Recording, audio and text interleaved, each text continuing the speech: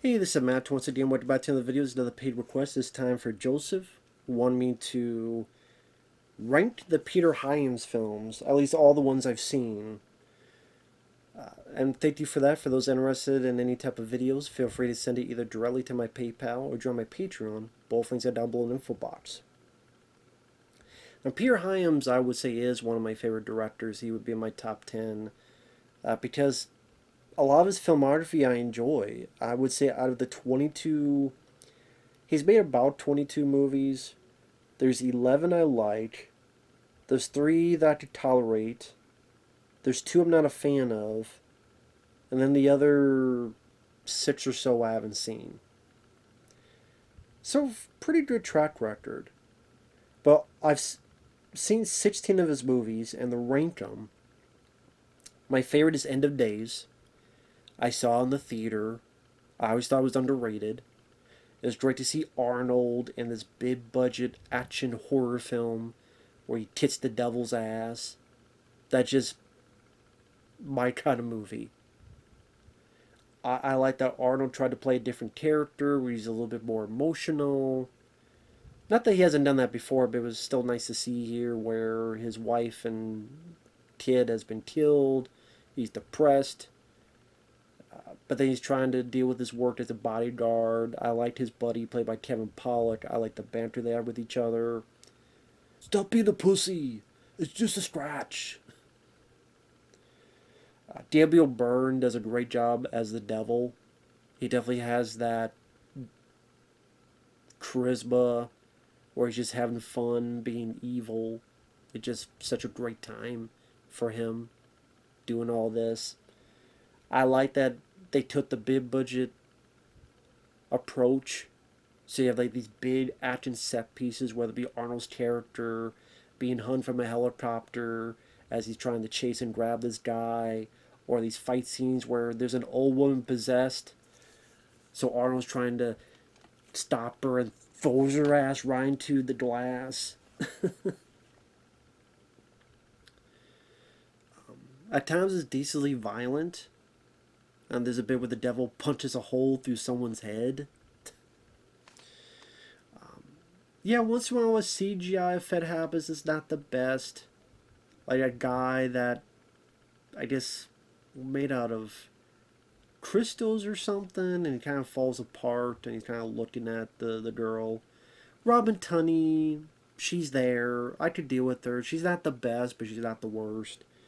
I like Rod Steiger as the priest. He was very likable. I love Arnold's confrontation with the devil. You want to fuck with me? You're a fucking choir boy to come in me, a choir boy. And come on, you get Arnold with a machine gun and a grenade launcher shooting the shit out of cult members and shooting the devil where he flies out of a subway and blows up that dispatches the whole fucking subway car.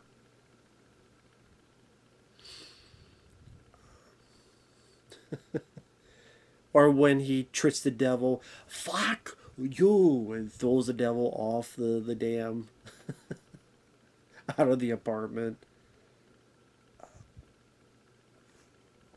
It was so refreshing to see Arnold do that kind of movie. It was a different course of action. Had a great time seeing the theater. I even love the song Guns N' Roses. Oh my God, I can't deny. I remember when that came out, I would listen to that song over and over and over again because I had the CD.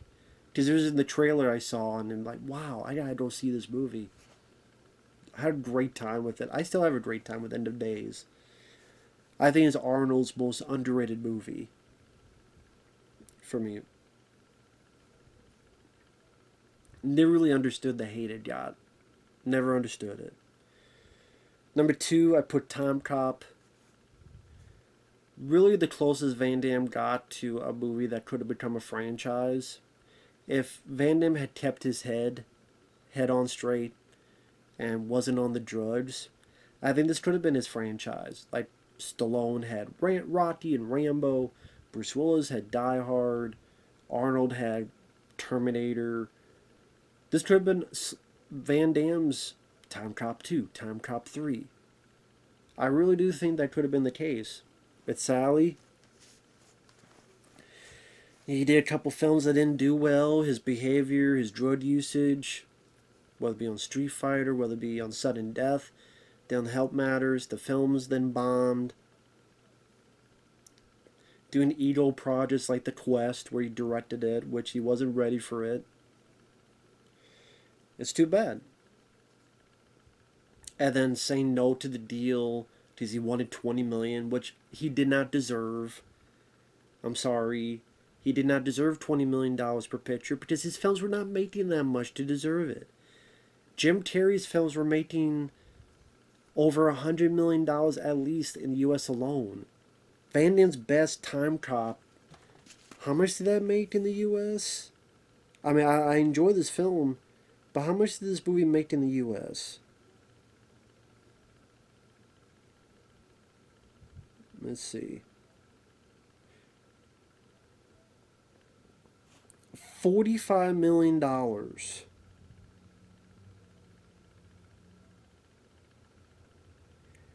It made $44.8 million in the US.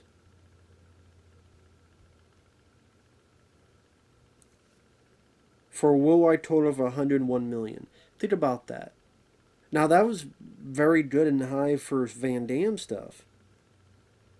But it wasn't Arnold Schwarzenegger money. It wasn't Jim Carrey money. So if that's his high point of of stuff in the US, why did he think that, yeah, pay me 20 million? Dude, that's, your movie only made double of your paycheck. Like,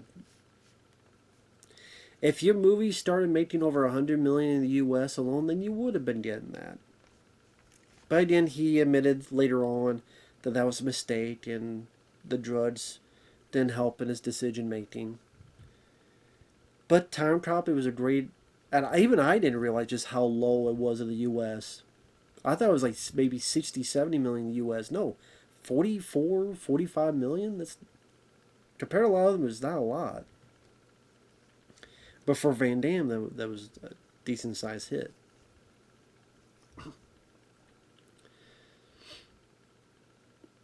And that's the thing, maybe, seeing the film and like, wow, this is pretty good. I like the idea of a time cop, all the different environments and timelines you could visit.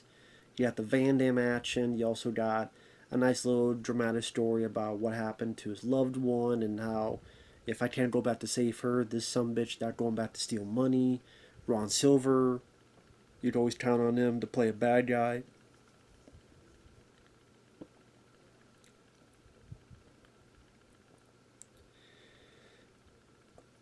Definitely one of the more polished Van Damme vehicles in terms of direction, thanks to Peter Hyams, in terms of having a budget behind it, and seemed like a bigger movie, like an event movie, among other Van Damme films. Like I said, always enjoyed Tom Cop. Never read the comic book it was based on, but I guess in a way it is a comic book movie, so go figure. But a lot of fun. Even when he avoids being electrocuted by doing the splits. It's still even that's a fun scene. Number 3, I put The Relic. I'm a sucker for monster movies, creature features. Love the idea that it takes place in a museum. Just made it seem a bit different. Really loved Tom Sizemore in it. Loved how his character was so superstitious. And the movie attempts to have a little bit of sense of humor with that whole thing. Loved the look of the creature. I believe Stan Winston and his crew had a hand in it. And yeah, there's some CGI's not the best, but there's some also really solid practical effects. There's some nice gore bits where it's taking people's heads off, or Aftermath where you realize it bit people in half. Clyde Roner. Sally doesn't have a whole lot to do, but it's nice to see him in there because I like him as an actor. Not big on Penelope Ann Miller. I would say I would have preferred Mira Sorvino, but the same year she was doing Mimic. And really she only did that because of Guillermo del Toro directing it. But, maybe a different actress. Even like, I don't know if she would ever do it, but even like Sigourney Weaver or Demi Moore or Gina Davis. I do wish it was a different actress. Just I'm not a big Penelope Ann Miller fan. She's serviceable, like she's fine, but there's others I would have preferred more. Hell, Sandra Bullock should have done this instead of Speed 2. She wasn't offered. I'm just saying I would have preferred her than Penelope Ann Miller, but I still like The Relic. It's a lot of fun. I do want to rewatch that sometime. Number 4, I put Outland, my favorite Sean Connery movie. Pretty much, if you take the story High Noon, you put it in outer space. Love the look of the film. The look of the film feels like it would be in the Alien universe. You know, that universe. And Sean Connery's a badass. He's a marshal. Listen to this drugs is being trafficked. And sadly, when people are taking these drugs, they get so out of it that they'll go into a damn airlock and not realize what they're doing. But the drugs people are taking because it, quote, makes them work harder. Thus, if they work harder, then more stuff gets mined. And thus, it's more money for the companies. So they allow it, but Sean Connery ain't having that shit. Take it over. It's a Western in outer space. And it works very well. Like I said, I like the way the film is lit, and the I think maybe the same guy who did the sets for Alien did it for Outland. And let's say if you told me it took place in that same universe, I would buy it. I would believe it.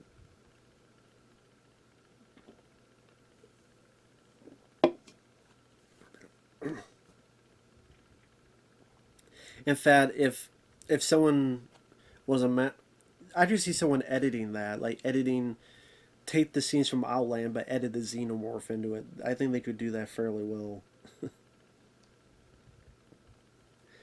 Like, there's a xenomorph on board of that station on the Jupiter moon, and Sean Connery has to stop it. Again, I love to see someone do a fan edit of that. But yeah, Outland, I love it. I think it's a great one. Underrated one. Number 6, I put number 5, I put 2010, the year we made contact. I think that's a very good, solid sequel.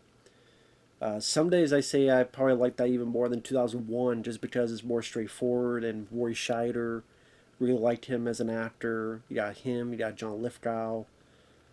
I'd probably say like 2001 is a better directed movie, but 2010, I probably prefer to watch. I like both, but if you ask me which I would rather watch first, well, I just watch them in order first. But like 2010, I would say the acting and the story is more interesting, while the direction and class is more apparent in 2001. But yeah, Roy Scheider from Jaws and Blue Thunder is great to see him as the lead in there as well. I like his work in it. I like John Lithgow. He's a lot of fun. I thought it was a good continuation 2001, or explained a couple things that was a bit confusing 2001. You have the Return of the HAL 9000. To me, it was a worthy follow-up that did not ruin or hurt anything of the original. It was a good companion piece to 2001. It has a nice, sweet, hopeful ending in the third act as well, with some really good special effects for its time. It just, because it was compared to 2001, people didn't really give it a whole lot of notice, but it's actually a really good sci-fi movie. Number 6, Stay Tuned. Entertained comedy with John Ritter. Just love the premise of going through, really just going through hell's version of cable television. Dwayne's Underworld, which is like a hellish version of Wayne's World. Driving Over Miss Daisy. Commercials like the Silencer of the Lambs, where people, in order to shut the kids up, have these muzzles on them, like Hannibal Lecter did. nor than overexposure where pretty much they're out there until they freeze to death.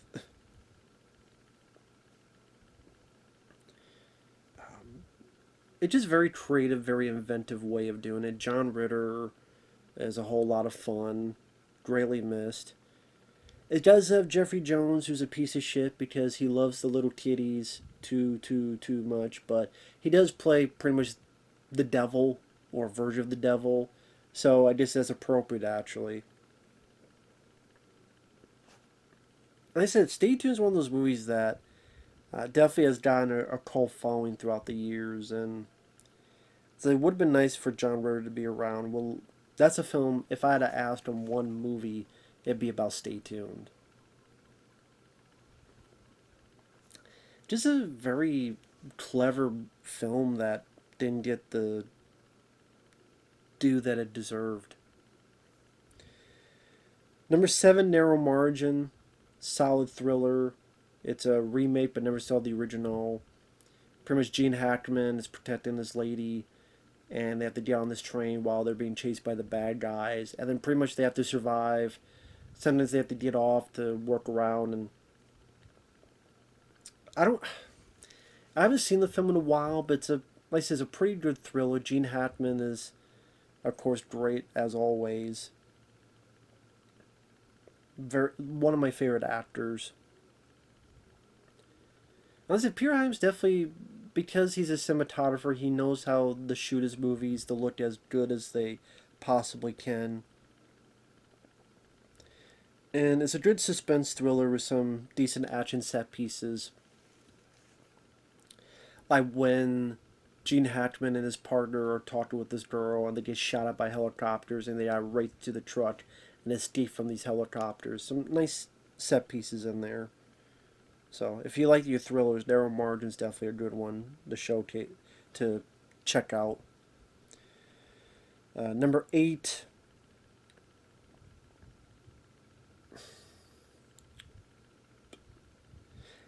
I'll put Sudden Death. I do have major issues with the film. In particular, many of the fight scenes. Actually, you know what? Actually, number 8, I'm going to put Running Scared. Billy Crystal, Gregory Hines. They made a good, effective team. It's not my favorite buddy cop film. But I do enjoy the chemistry between those two actors. There's a couple decent action scenes, in particular when they're chasing the bad guys on these railroad tracks. And I thought Billy Crystal, Gregory Hines definitely had some nice, fun reactions to the situations they get into. You got Jimmy Smits as your bad guy. That's a fun one. And then number 9, I'll put Sudden Death. To Sudden Death,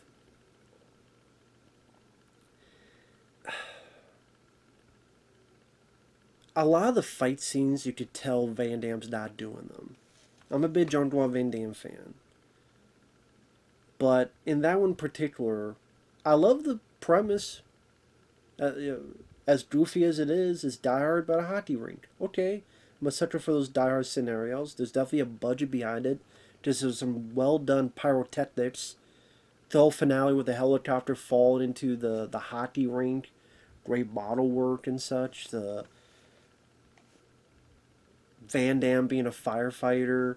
So some of these devices he makes to defeat the bad guys. I think Van Damme does a good job performance-wise. Whether it be him trying to bullshit his way, this is the most powerful, explosive. He does that like 2 times in a row. He tricks one guy, but he tries to trick the second guy with the same trick. Is this little device thing he makes, the little flamethrower he makes to set someone on fire. You get some gunplay. You get some entertaining fight scenes. I mean, there's the bit where he fights actually the evil lady, who's in this mascot suit. But like I said, like during the fight scene, like Van Damme's doing some of it, but there's a lot of instances where these wide shots will occur. It's like Van Damme up close, maybe semi-wide shot of Van Damme, but then here's a wide shot and it's not Van Damme, and you can clearly see it's not Van Damme.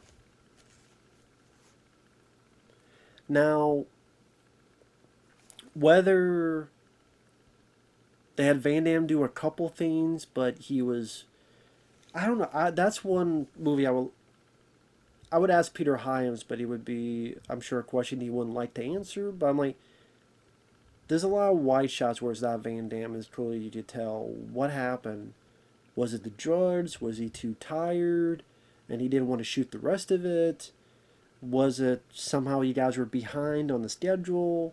So maybe Van Damme was put over here to do stuff and you had to, which to me, no, you make room for that. Let's face it. You're going to see a Van Damme movie, you want to see him do the fights. And I have another and I can't help it. When I watch it on Blu-ray, because the picture quality is more clear, I could see it so blind. It hurts the film a lot for me. It takes me out. Because I'm doing to a fight scene, I'm like, that's not Van Damme. That's Van Damme. That's not Van Damme. Every fight scene, I played this game in my head. That's Van Damme. That's not Van Damme. That's not Van Damme. Because you clearly see the guy's face and body, and to tell it's not him. I mean, he's got a lot of good stuff. Powers Booth, and so it's a fun movie to watch, but sadly, it's not one of my favorites because of that.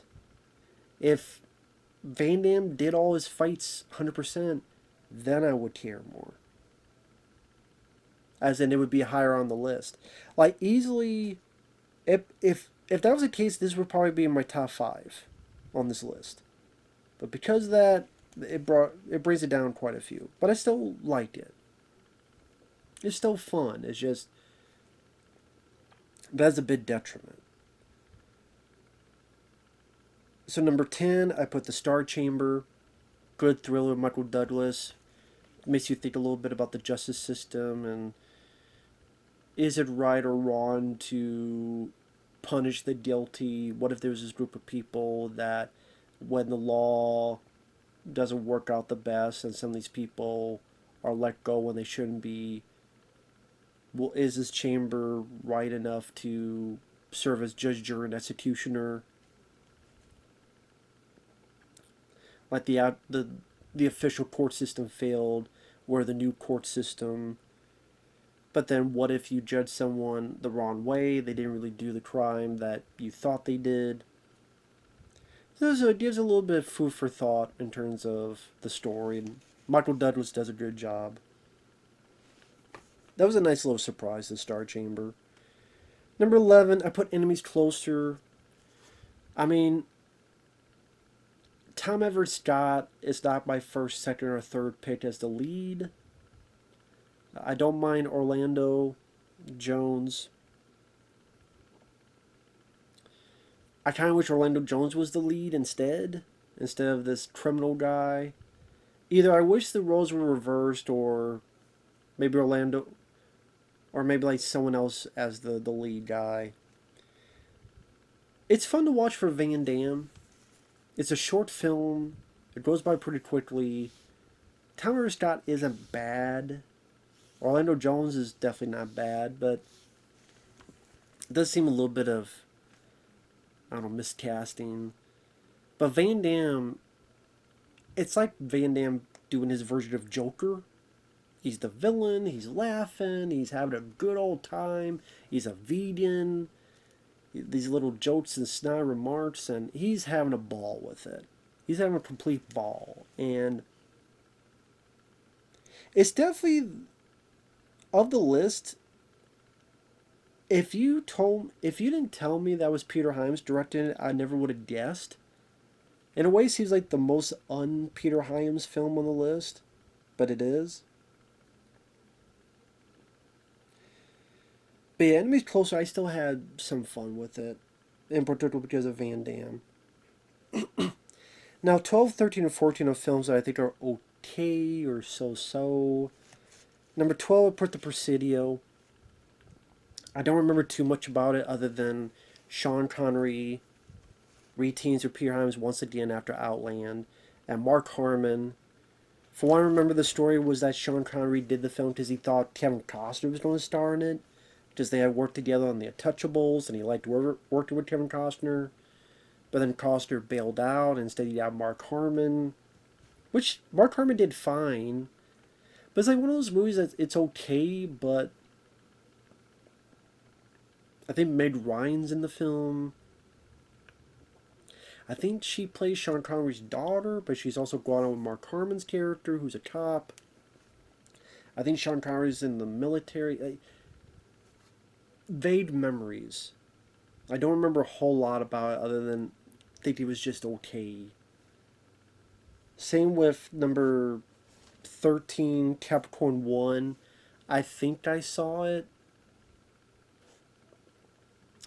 I think O.J. Simpson was in it. Was it Sam Waterston? I believe Elliot Gould was in it. He's like a reporter. Something about these astronauts went up and something happened where we had to hide this evidence. Let's see if I can remember what the plot of it was. I know Elliot. Let me check real quick. That's another one I remember thinking it was okay. I didn't mind it. But it's been so long since I've seen that one. Yeah, here it is. Three astronauts. Actually, I probably put this over the Presidio as I'm looking at the trailer for this and being reminded about it. I'll put this above the Presidio. So I'll put Capricorn 1 as number 12. Three astronauts, James Brolin, Sam Waterston, and O.J. Simpson, are about to launch into space on the first mission to Mars. But when a mechanical failure surfaces that would kill the three men, NASA removes them from the Capricorn 1 capsule. To prevent a public outcry, NASA launches the capsule unmanned and requires astronauts to film fake mission footage in the studio. However, the plan is compromised when an ambitious journalist discovers the conspiracy. Because what happened was that unmanned capsule gets destroyed, and like, oh shit, well, we can't have these guys be found alive because they know we'd be lying and bullshit. We lose our jobs, lose all this money. It's all about money, money, money. And so the astronauts are on the run, and ultimately Elliot Gould has to go help James Brolin. Yeah, Hal Holbrook is in the film. So, got a lot of, Telly Savalas was in it? I didn't remember that. Pretty good cast.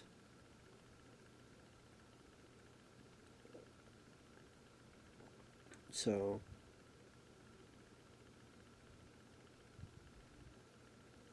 and definitely an interesting setup. So.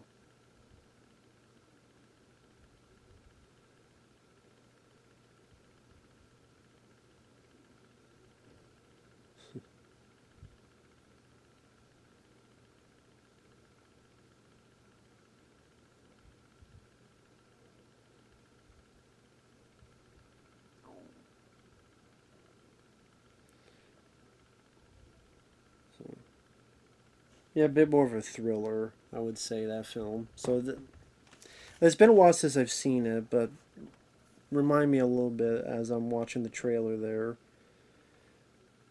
Remember that being pretty decent. Number 14, I put A Sound of Thunder.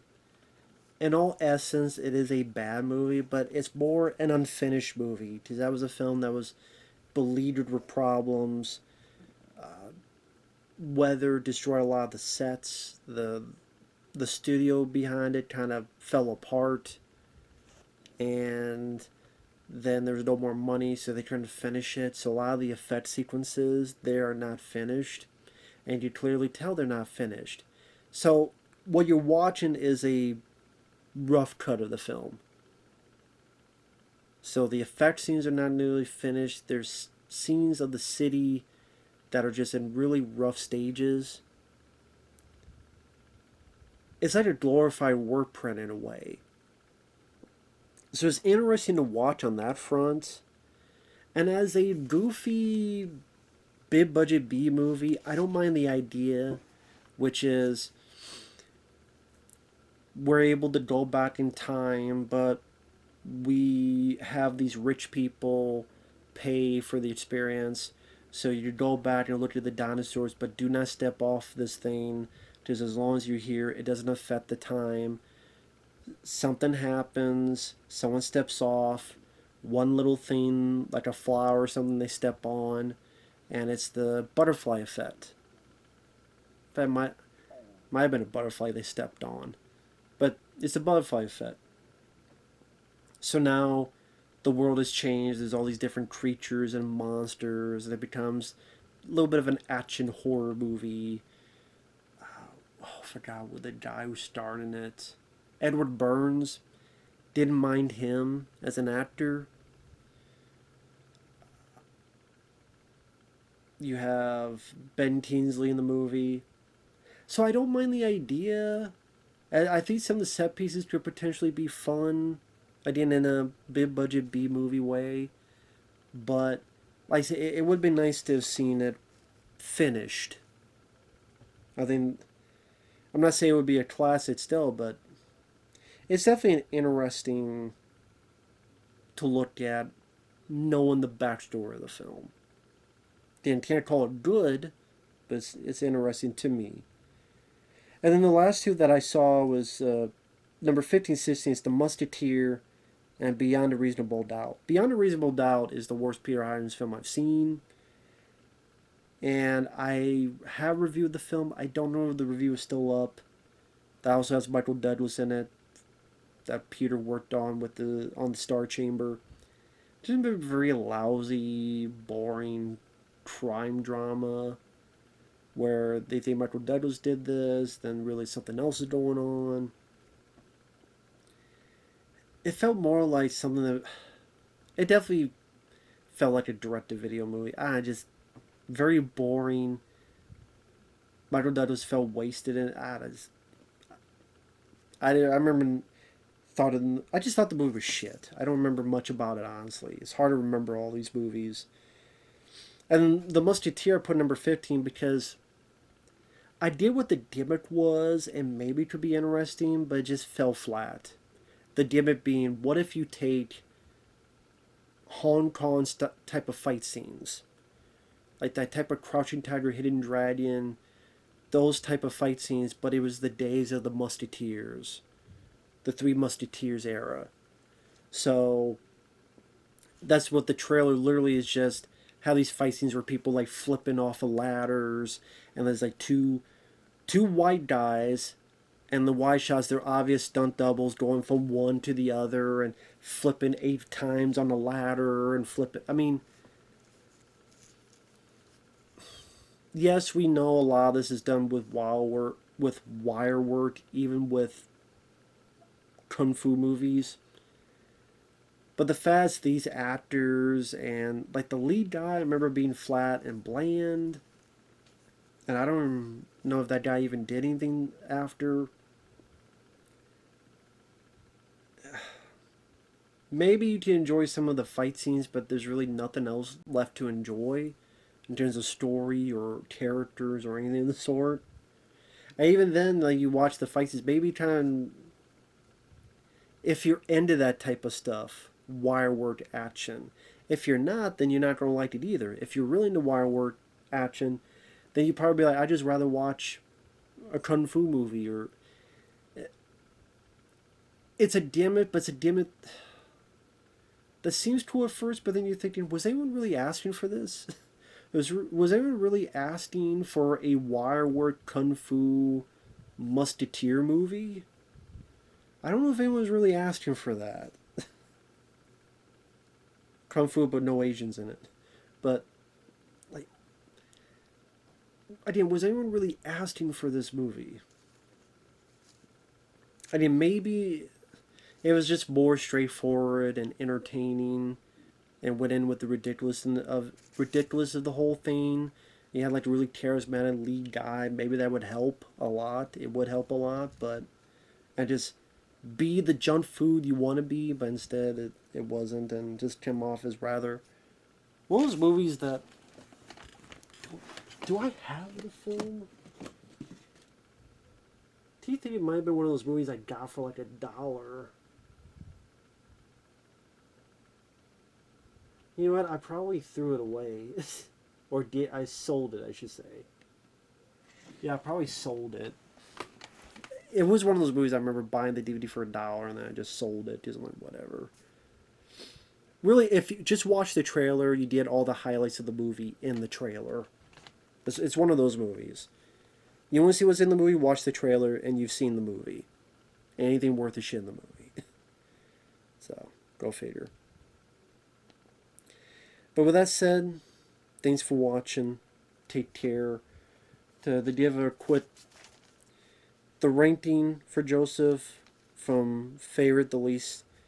End of Days, Timecop, The Relic, Outland, 2010, Stay Tuned, Narrow Margin, Sudden Death, Running Scared, then Sudden Death, The Star Chamber, Enemies Closer, Capricorn 1, The Presidio, A Sound of Thunder, and then The Musketeer, and Beyond a Reasonable Doubt. So with that said, thanks for watching, take care, and yeah, Peter Hyams, this is a very underrated guy, very underrated director that I still don't think has gotten his respect, which is a shame because he's made a lot of really good movies. So that said, thanks for watching. We'll see you guys later. Bye-bye.